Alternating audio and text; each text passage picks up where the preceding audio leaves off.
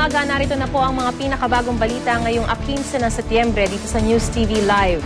Napanatili ng Typhoon Karen ang lakas nito habang patuloy na gumagalaw sa labas ng Philippine Area of Responsibility. Base sa typhoon track ng Weather Central, inaasahan na sa labas na ng Philippine Area of Responsibility ang bagyong Karen bukas ng umaga. At kung hindi na po magbabago ang galaw nito, hindi na ito tatama sa lupa. Sa uling taya ng Pag-asa, nasa 690 east ng Itbayat, Batanes ang bagyong Karen.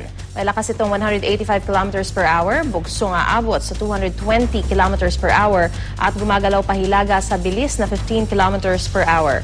Hindi direktang nakakaapekto ang bagyong Karen sa anumang bahagi ng bansa, pero hinahatak at pinaiigting nito ang hanging habagat na dahilan na magdamag na pag-ulan dito sa Metro Manila. Naglabas naman ng red rainfall warning ang Pag-asa para sa Metro Manila. Inaasahang magkakaroon ng malakas na pag-ulan sa Metro Manila sa loob ng 3 oras mula kaninang 7:30 a.m.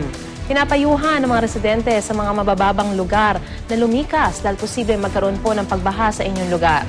Epektibo ito hanggang 9:30 ngayong umaga.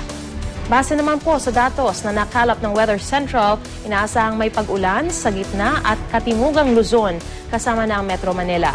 Pati na rin sa Hilaga at Kanlurang Visayas dahil nga po yan sa hanging habagat. Mas maganda naman ang panahon sa ibang bahagi ng Luzon at Mindanao.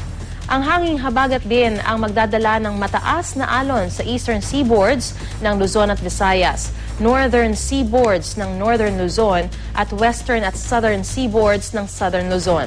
Kung maaari ay iwasan munang pumalaot sa mga nasabing lugar. Para sa iba pang detalye kaugnay sa taya ng panahon, pumunta lamang sa GMA News Weather page o sa Facebook page ng GMA Weather.